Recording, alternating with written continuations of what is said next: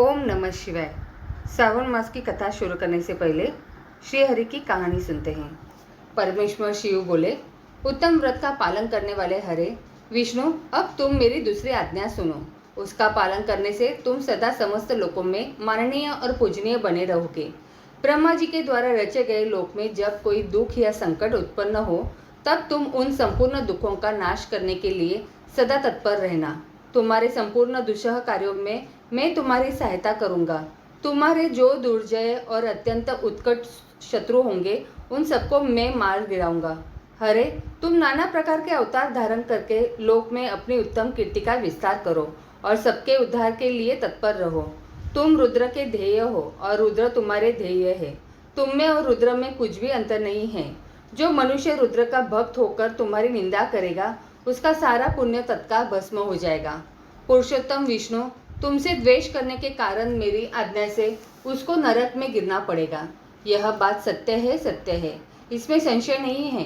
तुम इस लोक में मनुष्य के लिए विशेषता भोग और मोक्ष प्रदान करने वाले और भक्तों के देह तथा पूज्य होकर प्राणियों का निग्रह और अनुग्रह करो।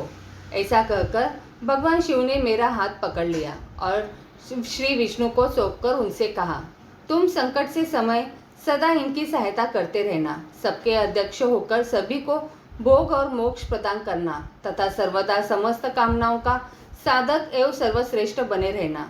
जो तुम्हारी शरण में आ गया वह निश्चय ही मेरी शरण में आ गया।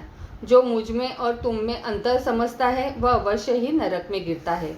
ब्रह्मा जी कहते हैं, देवर्षि, भगवान शिव का यह वचन सुनकर मेरे साथ भगवान विष्णु ने सबको वश में करने वाले विश्वनाथ को प्रणाम करके मंद स्वर में कहा। श्री विष्णु बोले, करुणा सिंधु जगन्नाथ शंकर, मेरी यह बात सुनिए। मैं आपकी आज्ञा के अधीन रहकर यह सब कुछ करूँगा। स्वामी, जो मेरा भक्त होकर आपकी निंदा करे उसे आप निश्चय ही नरकवास प्रदान करे। नाथ, जो आपका भक्त है वह मुझे अत्यंत प्रिय है। जो ऐसा जानता है उसके लिए मोक्ष दुर्लभ नहीं है। श्री हरि का यह कथन सुनकर दुखहारी हर ने उनकी बात का अनुमोदन किया और नाना प्रकार के धर्मों का उपदेश देकर हम दोनों की हित की इच्छा से हमें अनेक प्रकार के वर दिए। इसके बाद भक्त वत्सल भगवान शंभु कृपा पूर्वक हमारी ओर देखकर हम दोनों को देखते देखते सहसा वही अंतर्ध्यान हो गए। तभी से इस लोक में लिंग पूजा का विधान चालू हुआ है। लिंग में प्रतिष्ठित भगवान शिव भोग और मोक्ष देने वाले हैं। शिवलिंग की जो वेदी या अर्धा है वह महादेवी का स्वरूप है और लिंग साक्षात महेश्वर का लय का अधिष्ठान होने के कारण भगवान शिव को लिंग कहा गया है, क्योंकि उन्हीं में निखिल जगत का लय होता है। महामुने, जो शिवलिंग के समीप कोई कार्य करता है उसके पुण्य फल का वर्णन करने की शक्ति मुझ में नहीं है। अब आगे सुनते हैं श्रावण महात्म्यम 21वां अध्याय। ईश्वर बोले, हे सनत कुमार, इस श्रावण मास में पूर्णिमा तिथि को उत्सर्जन तथा उपाकर्म संपन्न होते हैं। पौष के पूर्णिमा तथा माघ की पूर्णिमा तिथि उत्सर्जन कृत्य के लिए होती है, अथवा उत्सर्जन कृत्य हेतु पौष की प्रतिपदा अथवा माघ की प्रतिपदा तिथि विहित है, अथवा रोहिणी नामक नक्षत्र उत्सर्जन कृत्य के लिए प्रशस्त होता है, अथवा अन्य कालों में भी अपनी अपनी शाखा के अनुसार उत्सर्जन तथा उपाकर्म दोनों का साथ करना उचित माना गया है। अतः श्रावण मास की पूर्णिमा को उत्सर्जन कृत्य प्रशस्त होता है। साथ ही ऋग्वेदियों के लिए उपाकर्म हेतु श्रवण नक्षत्र होना चाहिए। चतुर्दशी पूर्णिमा अथवा प्रतिपदा तिथि में जिस दिन श्रवण नक्षत्र हो उसी दिन ऋग्वेदियों को उपाकर्म करना चाहिए। यजुर्वेदियों का उपाकर्म पूर्णिमा में और सामवेदियों का उपाकर्म हस्त नक्षत्र में होना चाहिए। शुक्र तथा गुरु के अस्त काल में भी सुखपूर्वक उपाकर्म करना चाहिए, किंतु इस काल में इसका प्रारंभ पहले नहीं होना चाहिए, ऐसा शास्त्रविदों का मानना है। ग्रहण तथा संक्रांति के दूषित काल के अनंतर ही इसे करना चाहिए। हस्त नक्षत्र युक्त पंचमी तिथि में अथवा भाद्रपद पूर्णिमा तिथि में उपाकर्म करें। अपने अपने गृह सूत्र के अनुसार उत्सर्जन तथा उपाकर्म करें। अधिक मास आने पर इसे शुद्ध मास में करना चाहिए। ये दोनों कर्म आवश्यक है, अतः प्रत्येक वर्ष इन्हें नियम पूर्वक करना चाहिए। उपाकर्म की समाप्ति पर द्विजातियों के विद्यमान रहने पर स्त्रियों को सभा में सभादीप निवेदन करना चाहिए। उस दीपक को आचार्य ग्रहण करे या किसी अन्य ब्राह्मण को प्रदान कर दे। दीप की विधि इस प्रकार है। सुवर्ण, चांदी अथवा तांबे के पात्र में सेर भर गेहूं भरकर गेहूं के आटे का दीपक बनाकर उसमें उस दीपक को जलाए। वह दीपक घी से अथवा तेल से भरा हो और 3 बत्तियों से युक्त हो। दक्षिणा तथा तांबूल सहित उस दीपक को ब्राह्मण को अर्पण कर दे। दीपक की तथा विप्र की विधिवत पूजा करके निम्न मंत्र बोले। दक्षिणा तथा तांबूल से युक्त यह उत्तम सभादीप मैंने देव देव को निवेदित किया है। मेरे मनोरथ अपूर्ण हो। सभादीप प्रदान करने से पुत्र पौत्र आदि से युक्त कुल उज्ज्वलता को प्राप्त होता है और यश के साथ निरंतर बढ़ता है।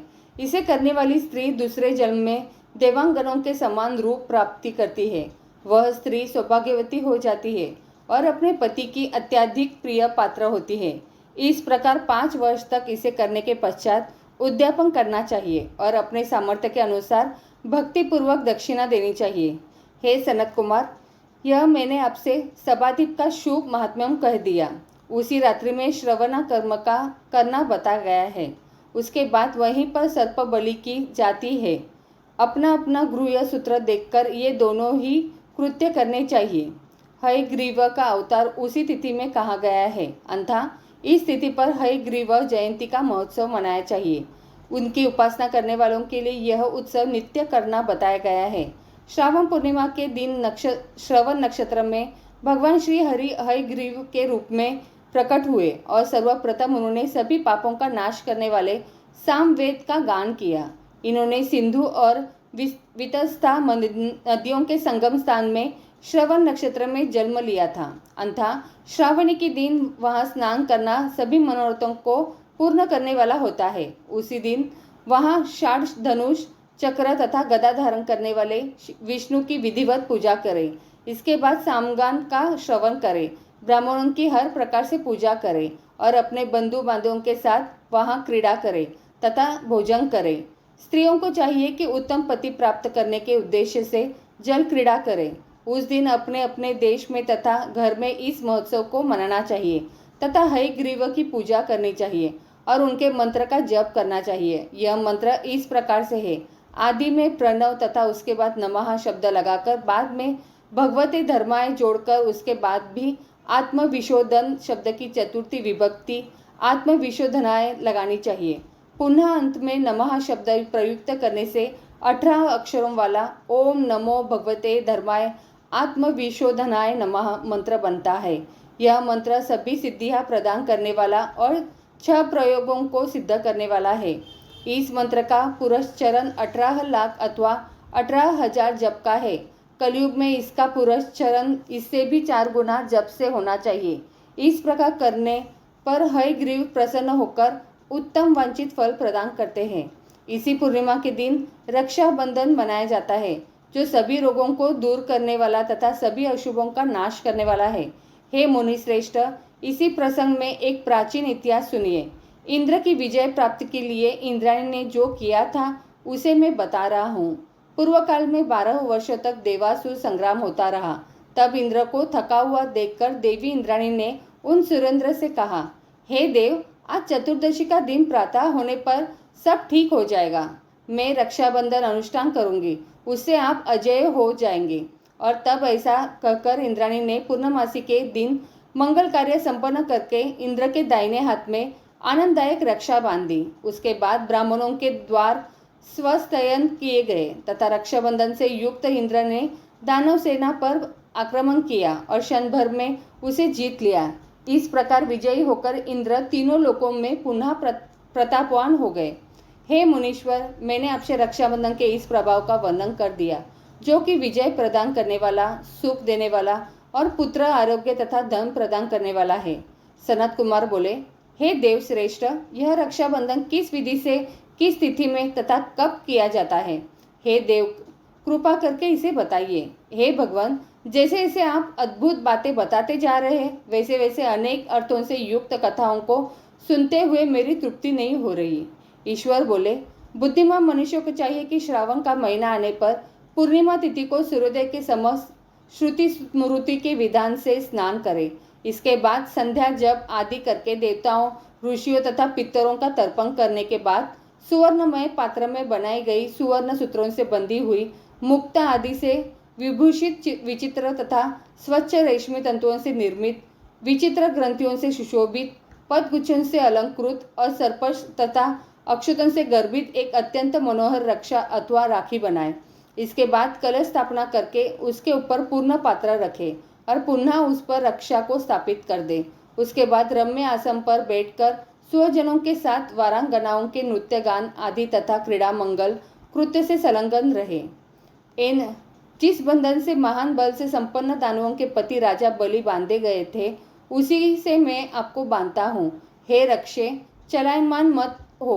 ब्राह्मणों, क्षत्रियों, वैश्यों, शूद्रों तथा अन्य मनुष्यों को चाहिए कि यत्नपूर्वक ब्राह्मणों की पूजा करके रक्षाबंधन करे। जो इस विधि से रक्षाबंधन करता है वह सभी दोषों से रहित होकर वर्ष पर्यंत सुखी रहता है। विधान को जानने वाला जो मनुष्य श्रावण मास में इस रक्षाबंधन अनुष्ठान को करता है वह पुत्रों तथा स्वजनों के सहित एक वर्ष भर अत्यंत सुख से रहता है। उत्तम व्रत करने वालों को चाहिए कि भद्रा में रक्षाबंधन न करें, क्योंकि भद्रा में बांधी गई रक्षा विपरीत फल देने वाली होती है। इस प्रकार श्री स्कंद पुराण के अंतर्गत ईश्वर सनत कुमार संवाद में श्रावण मास महात्म्य में उपाकर्मोत्सर्जन, श्रवण कर्म, सर्प बलि सभा दीप, हयग्रीव जयंती रक्षाबंधन विधि कथन नामक 21वां अध्याय पूर्ण हुआ। तो बोलो प्रेम से हर हर महादेव।